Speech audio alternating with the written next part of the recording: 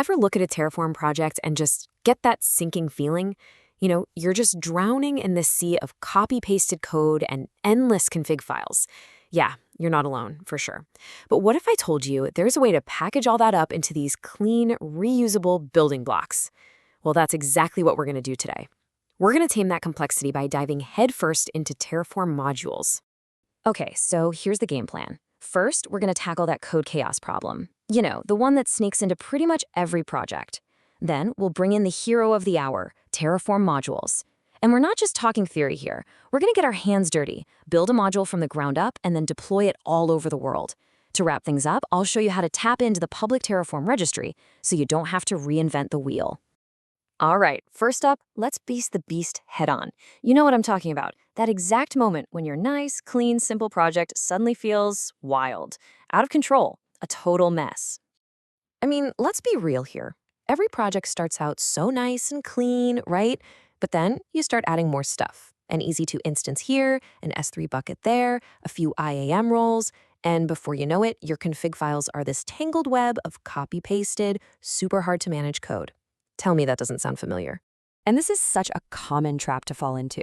You might think, hey, I'll just split my code into a bunch of files, problem solved. But if it's all still sitting in the same directory, you're just moving the mess around. You've still got duplicated code, and what's worse, you've got totally unrelated things, like your web server and your Terraform state bucket living right next to each other. So a tiny change to one could, accidentally blow up the other. Not good. So how do we actually fix this? Well, the answer is pretty elegant, actually. We need to stop thinking in these giant single files and start thinking in reusable building blocks. And that, my friends, brings us to the solution, Terraform modules. Okay, so what even is a Terraform module? You ready for this? It's just a directory, a folder, with some .tf files in it. That's literally it.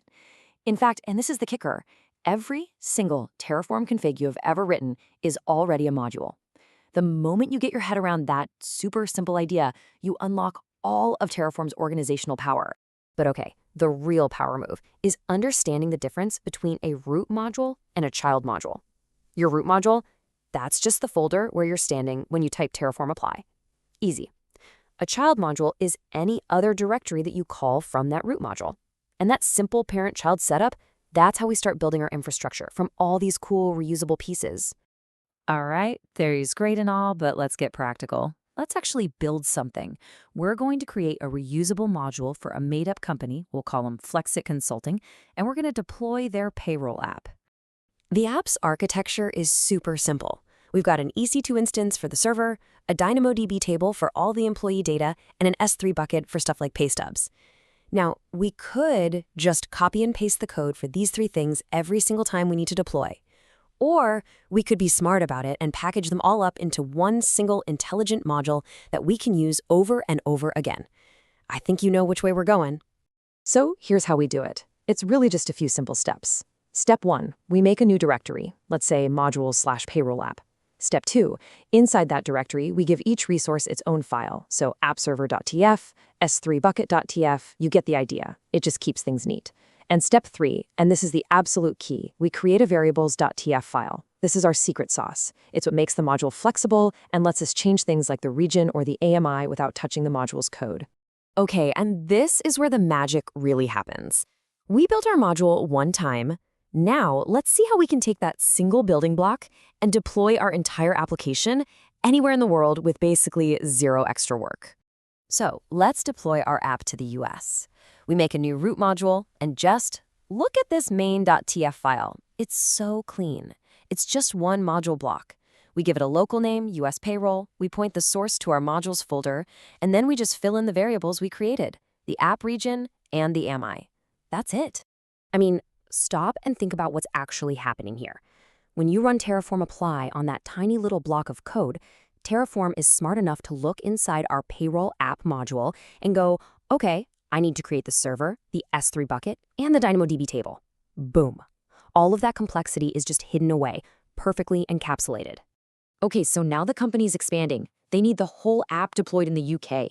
How much work is that going to be? A week? A day? No. You literally copy and paste that module block and you change two values, the app region and the AMI. That's it.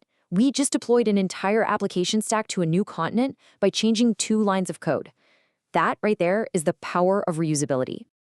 Okay, building your own modules is awesome. It's a total game changer. But you know what's even better? Not having to build them at all. Which brings us to our last section, using the public Terraform registry, so you can stop reinventing the wheel.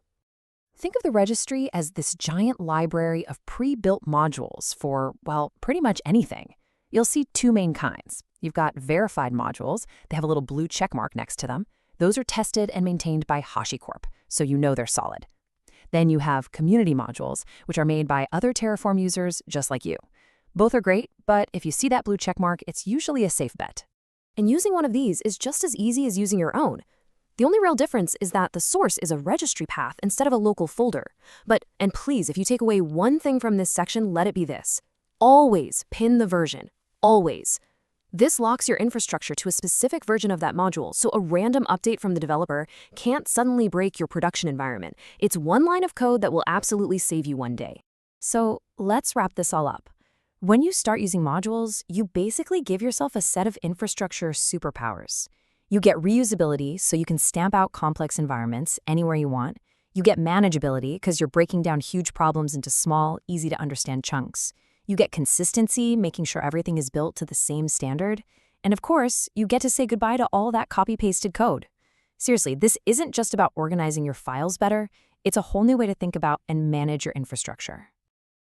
Whew, okay. We covered a lot of ground today, right? We went from the absolute chaos of those giant config files all the way to the clean, reusable power of both local and public modules. So now, the only question left is for you. Go on, think about your own projects right now. What's the very first piece of your infrastructure that you're going to turn into a module?